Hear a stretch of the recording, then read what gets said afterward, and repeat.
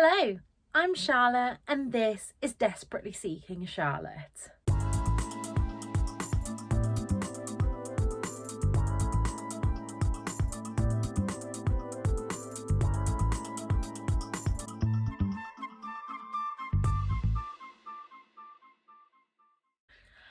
I know that we are now in March 2022, but due to circumstances beyond my control, I have been a bit all over the place for the past 2 months, but hopefully now I am back and I'm going to be committing to regular uploads, so hold me to that. So my top books of 2021. I really struggled to narrow this down, so there are actually 24 books here. The first ones that I'm going to show you, I've split into categories, and then we will finish with my absolute top 5 of 2021. Pause the video now and let me know below which you think will be my top book. So I'm going to start with 4 middle grade books that I loved, and in 2021 I would say that I really got into middle grade for the first time, and I really liked that these books just took me away from whatever was going on and just let me kind of sink into the magic. And the first one of those was Rainbow Grey by Laura Ellen Anderson. Now, I believe in March this year, in this month, the second book is coming out. I already have it pre-ordered. I was drawn to it because of the beautiful rainbow sprayed edges, but this book it really just made my day. So we are following Ray Grey, who doesn't really know what her power is. She's a weatherling. Are they weatherlings? Or are the weatherlings the bad? I can't remember. But she is kind of wanting to find out where her powers are. And I really don't want to give you much more than that because it is such a short book. But my favourite thing ever, can you see that? So gorgeous. So yeah, definitely recommend Rainbow Grey. My second middle grade book is A Kind of Spark by Elle McNichol, and if you haven't heard about this on BookTube, you have probably been living under a rock, because every booktuber and their dog have been talking about this book. Now, this is a debut novel from Elle McNichol, and Elle herself is autistic. So this book really gave me an understanding following a neurodivergent character, and I loved it. Absolutely loved it. I think if you have children, well, to be honest, all of these books, if you have children of that age, all of these books that I have loved have some kind of tolerance to difference. And our main character in this, Addie, is just so beautifully written. I just wanted to scoop the child up and hug her at times. And yeah, that's that one. I'm trying not to go too much into each book because we do have a few books to get through here. The next one is Starfell, Willow Moss and the Forgotten Tale, and I can't really tell you too much about this one as it is the second in the series, but if you haven't read the first book, Starfell follows a young witch, Willow Moss, who is a bit disappointed with the power that she's been given. The magic that her sister's got, she thinks is so much cooler, and she doesn't really understand how her magic could ever be useful. And in the first book we find out how it can be, and this follows on from that. There's a major theme going through this one, but if I tell you what that is a major spoiler alert for the first book. So if you like magic and witches, just go read it. And the last of the middle grade books is The Strange Worlds Travel Agency. I think that I definitely fell in love with this one because I haven't been able to travel this year. Hopefully in May I'm going to Corfu with Stacey, and I just cannot wait to get on a plane again. However, this travel agency is a little bit different. You can go to all these different worlds through these suitcases. Flick is invited to join the Strange Worlds Travel Agency and starts going on these adventures. I do have the second book to read. I also have the next book in the Starfell series to read, and hopefully we'll be getting to them soon. Next we're moving on to YA, and the YA books that I have got, I would say, are all a little bit more hard hitting. The first of these especially, This book broke me. This book had me in absolute tears, and that is Crossing by Manjeet Man. The Crossing, sorry. I haven't heard many other people talk about this, but this book was a 5-star. So this book follows Natalie, whose world is falling apart as her mum has passed away and her brother is getting involved with, does it say? Oh, it just says a far-right gang, but to me it was like the EDL, and he blames immigrants for a lot of the things that aren't going right for him in his life. And then we are also following Sammy, who has fled his home in Eritrea. And as I was reading this was like I could see it in my mind. So it's written in verse, and you'll often have like Natalie's last line of her verse being the first line of Sammy's, and I could just see this done in like theatre in the round with one coming forward, and oh, I would absolutely love that. But yeah, heartbreaking, and this book gave me all the feels, so I would definitely read that. Another book in verse, actually, I've really got into novels in verse this year. I've got loads of Sarah Crossan that I need to get to in 2022, but that is Elizabeth Acevedo's Clap When You Land, and this follows, I have to keep looking at the names of the characters because I read that many books that once I've read one, character names and details like that just go out of my head. It's Camino and Yahaira. So these two girls, Camino lives in the Dominican Republic, Yahaira in New York City, and they don't know that they share the same dad until his plane crashes and he passes away. Now this is based on a true story of a flight that did this, and just how different the two girls' worlds are. And again, all the feels in this one, all the feels. And I can't really give you too much other than to say read it. Another book in the YA reign is Between Perfect and Real by Ray Stovey. Now this book, I just want to show you the first page because I don't know why. Oh, so the first page is actually a quote from Romeo and Juliet. This was a book that I fell in love with because of the theatre references. You know as well as I do, any book that has theatre representation is going on my list. And this follows Dean, who, well, literally the first chapter says, I think I might be trans. I mean, I know I am, I think. And yeah, this follows Dean as he struggles to go through what other people are thinking and a kind of strained relationship with his mum. He is chosen by his teacher to play Romeo in Romeo and Juliet. The school knows him as a lesbian, but obviously he knows that's not who he is, and this book was fantastic, so definitely recommend that one. And the last YA contemporary book is Honey and Issue's Guide to Fake Dating. As you'll see in this, it is the Irish readathon. I'm not going to be taking part this year just because I'm still trying to get some projects finished and my head into the right place, so I'm trying not to commit to too much. But if you haven't already read this, this is by Adiba Jagridar, and she also wrote The Henna Wars, and I also want to pre-order all the books she's planning to write because they all sound fantastic. But this one follows Honey and Issue, and Honey comes out as bisexual and her friends don't believe her.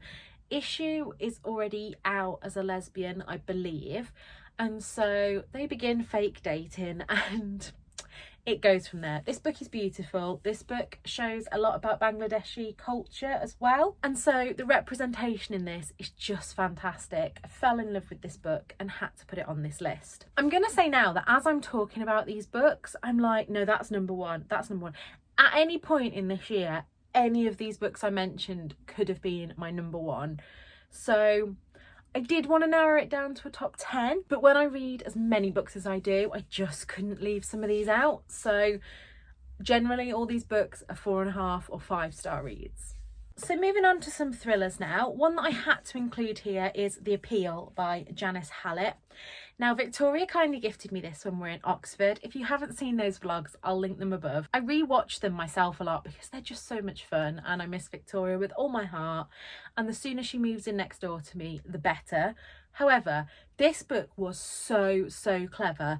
I wasn't really enamoured by the ending, but it's still worth a read because it's told to you as you're in kind of emails and things, and you're working alongside them to try and work out what happened. And I just thought it was such a niche concept, something that I hadn't read before, and I pretty much, well, I devoured this while I was in Oxford, so definitely give that one a go. Then a very pandemic specific thriller.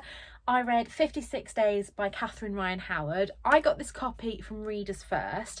If you're not already signed up to Readers First, every week, I believe, they release a couple of books that you can win a free copy of.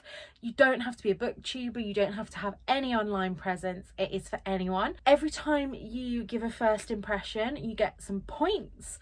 And if you're not lucky enough to win the book, after you gain 2,000 points, you can just pick a book and have it sent to you, which is what I did with this. If you want to sign up for Readers First, there is always a link in my description, which gets me some points as well. But anyway, this book I really enjoyed. So it says locked down together, counting to murder, and that's all I want to tell you about it. Two people meet and they decide that rather than being apart as they've just started dating, they will move in together, and secrets are unveiled and neither of them are who they say they are. I then read the latest Claire Mackintosh, Hostage. As you know, I am a massive Claire Mackintosh fan. I have read all of her books and rated them all, I think all 5 stars so far, and Hostage was no different. Again, just want to give you what it says on the front. Oh, actually, I'll give you what it says on the blurb because it's a short one again. I love thrillers with a short blurb that just hook me. I don't need to know too much when I go into a thriller. But this says, it's 20 hours to landing. Anything can happen in 20 hours. And then on the front, it says you can save hundreds of lives or the one that matters most. And what I liked about this one is that you don't actually know who most of the people are as you're reading. So a lot of the chapters, you know who Nina and Adam are, I believe, and then a lot of the other chapters you just know that it's like passenger 40C or 24 hours to Sydney. And love this one. Both of these books I'm going to be passing on to Victoria, and hopefully she likes them. I don't think she's read a Claire Mackintosh yet, and I know that Leanne from Literary Diversions isn't a Claire Mackintosh fan, but Emma from Drinking by My Shelf is. So she seems very polarising, and I'm just interested to see what side of the coin Victoria falls on. And last but not least, an author again that I haven't heard much of on BookTube, and that is Nell Patterson, The Silent House. I've said before that I count my top 10 till the end of November. It's obviously not going to plan this year with this, but I like to have all these videos done in December because it's a good way to wrap up the year. So I finish in November, but I will say in December I read the second in this series and Nell Patterson's latest book, Hide, and all 3 have been 4 to 5 stars for me. Excellent.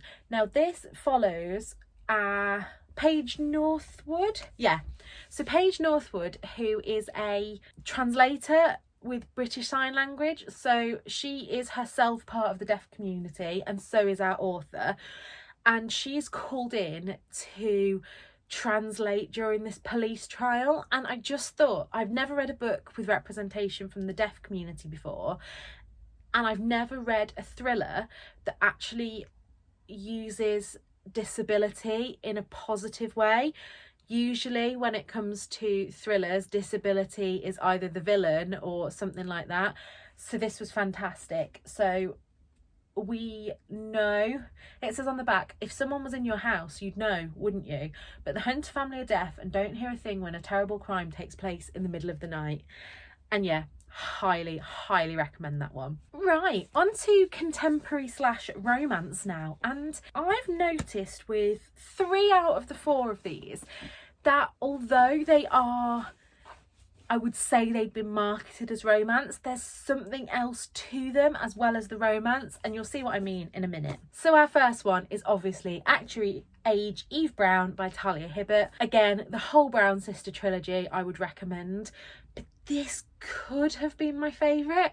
Every time I read one of the books I'm like, no, this one's my favourite, but I don't know whether it's just now that I read this one latest, but I believe that all three books could be read as standalones, but I read them in order.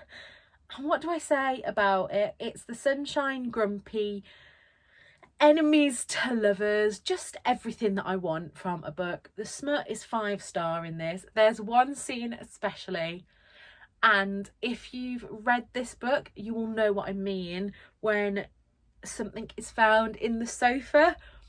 Absolutely brilliant, and cannot wait to see more from Talia Hibbert. The next book, I was sent this very early on, not this copy, this is my finished copy that I bought myself, for a read along with book break, and this book broke me, and that is How to Save a Life by Eva Carter. And if you're a Grey's Anatomy fan like me, pick this up. Obviously the title should give that away, that it's strongly inspired by that, but at the very beginning, one of our main characters, Joel, collapses and aspiring Dr. Kerry resuscitates him, and this book follows them for I think the next 18 years, so the next 2 decades of everything that happens from that one decision, and I just love this. Absolutely loved it. And it's weird because I went from rooting for different characters all the way through, and there is such growth of character.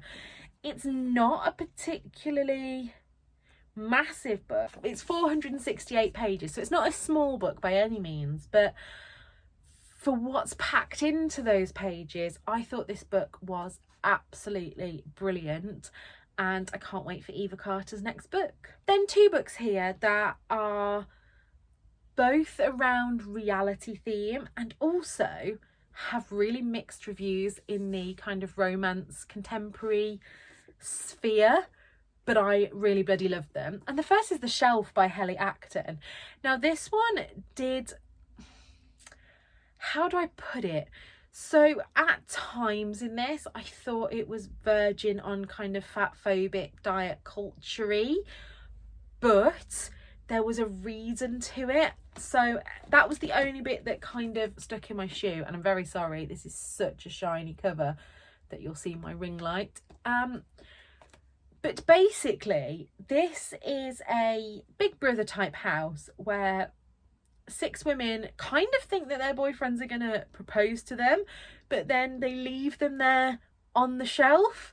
And the idea is that through this 6 weeks they will be kind of pampered and preened and taught to be proper ladies and taught what men want. And then at the end, one of them, I think at the end, one of them will become like the winner, who will then go on to get back with their boyfriend or something like that. But the women have other ideas, and yeah, I really enjoyed this. Can't wait to read Helly Acton's next book. I say this about some of them, I've got the couple now on my Kindle, but just so many books, so little time. And the last contemporary book is Kate Damon London's One to Watch, and again, I love this.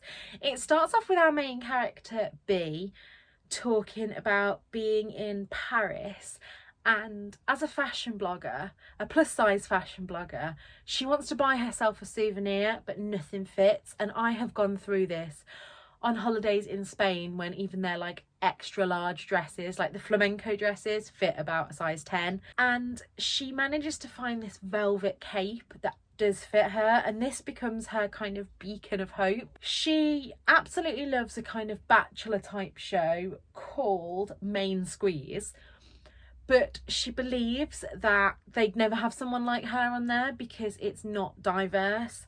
So she agrees to go on there, but isn't really sure whether she's being used as like a scapegoat. I will say about this, she asks for a diverse cast of characters, and a few of the characters, the male characters in there, I believe are kind of, not really well developed in the diversity. I think the plus size rep is fantastic, but the diversity rep could be a little bit better. But I believe that this is a debut novel, and I really enjoyed it. I really, really enjoyed it. So the last category before we move on to my top 5, I have broadly classified as historical / magical / fantasy / I didn't know where else to put these books. So the first one of these is The Sin Eater, and this is I always try and think of the name that Victoria gave me for this one. It's not magical realism, like speculative historical fiction. And basically, Sin Eaters are, I believe, a real thing that happened years ago. And the idea is that when somebody dies, they come along and eat their sins. And there's different foods that pertain to different crimes, and the sin eater has to eat them. I'm really not explaining this very well, but I really enjoyed all the descriptions in this. My brain is not in a place right now to make real kind of discussion on that, so I will just put it out there that if it's descriptions of fat bodies, etc., is not for you, then maybe not this one. I then have Defy the Night by Bridget Kemmerer, and you guys know that I am a Bridget Kemmerer fangirl. I'm not overly into fantasy. I would say fantasy is my least read genre, but the fantasy that I have read, I've absolutely loved. And Defy the Night, I mean, I need the next book now. Really need the next book now. This follows our main character, Tessa, and this is a world that, although it's fantasy, isn't too far from our own. And as I believe this was written before the pandemic, but there's real parallels. So sickness roams the streets, and the rich are basically hoarding the cures. And like it says, a spark of rebellion is all it needs to defy the night. And the last book was also sent to me by Book Break. Book Break tend to send me some pretty incredible books, and that is The Cat Who Saved Books by Sasuke Natsukawa.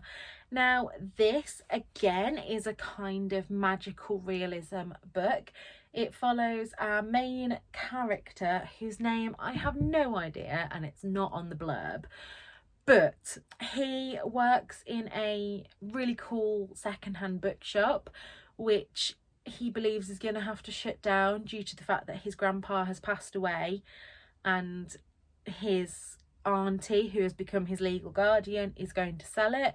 And then one day he meets this cat, and this quote from the back is just beautiful. It says, "Grandpa used to say it all the time, books have tremendous power, but what is that power really?" And you follow, again, quite a short book, you follow through with the adventures that he goes on with this cat. So I believe that this goes from 5 to 1. However, I've changed my mind about 50 times already, and I could change my mind and chop in and change in any of those at any given moment. So this is just right this second as I'm filming.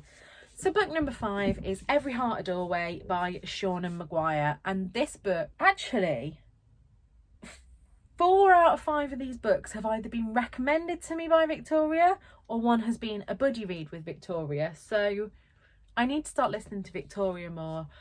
But this book is, again, magical realism following this land of children. So when they go through a doorway, it's kind of like going into a wonderland, or like Jack and Jill going down the hill and things. And it's for children who have come back into our world and are finding it hard to adjust. And they are taken to this school. I'm not explaining this very well, but to help them adjust and to help them understand. It says it on the back here, Girl Interrupted meets Grimm's Fairy Tales, and I think I would describe it as that. It's like very much an adult / young adult fairy tale that really makes you think. Then a book that I know I have raved about this year, and that is The Paris Library by Janice Skeslin Charles. I'm not a historical fiction fan. I think if I keep saying that enough, I'll believe it, because actually, again, with fantasy, even though I'm not a fan of the genre as a whole, when I get a good one, it's really good. And this book follows Odalie in 1939, just as the war is breaking out, and she works at the American Library in Paris. It then also follows her in 1983 as she meets her teenage neighbour Montana, and a friendship kind of forms between them as they realise that they're not that different. There's real themes of friendship and betrayal, and the ending of this book, there's a bit that once you realise what is happening will absolutely break you, like it broke me. I then read Only Ever Yours by Louise O'Neill. Again, this is a Victoria recommendation, and this creeped me out. Content warning straight away for eating disordered behaviour and body policing and fat phobia and things like that. But again, I find it really hard because I hate fat phobia in books, but when the plot of the book relies on that as a kind of, like, this is kind of a dystopian study of our society, I understand that it needs to be there. When I really don't like it is when I'm reading like contemporary romance and it's like, oh, I felt fat. Like, there's no need for that. So anyway, this follows a school where girls are expected to either become companions, which are wives, or life as a concubine, which is too horrible to contemplate. And it's their final year, and yeah, again, can't really give too much away, but if you like dystopian feminist novels, then definitely read this. When we come into second to last now is Full Disclosure. Now, this was the first book that I read in 2021. I buddy read it with Victoria, and I thought the representation in this book was the best I have read from a young adult novel ever. So we follow Simone, who is a high school student who is HIV positive. The last time she told someone, the fallout was devastating. She finds an anonymous threat in her locker and has to decide what to do with it. She also has these two best friends who are fantastic, but so realistic as well. Things happen. There is lots of different sexuality representation in this one.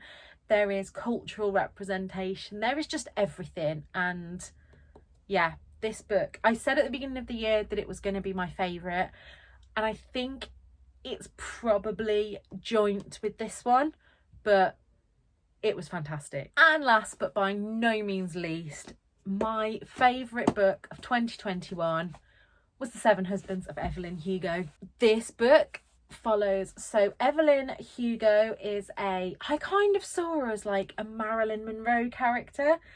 She's a reclusive Hollywood icon, and yeah, Marilyn Monroe was just who came to mind when I was reading it. She has never spoken about the ins and outs of her life, and she decides that she wants to do that before it's too late, and she wants a specific journalist to document that. And we basically just follow her whole life through the 7 husbands that she was married to. But I just loved the fact that this was kind of, Evelyn Hugo seemed to be that celebrity that everybody thought they knew, and then this, her telling her own story, I found that just so empowering, and 100% recommend and love this book. So if you stayed with me till now, well done.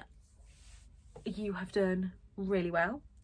Let me know if you like this video by liking and commenting below. If you can't think of anything to write, just leave me an emoji. I love to know that you're here. And until next time, look after yourselves. Bye.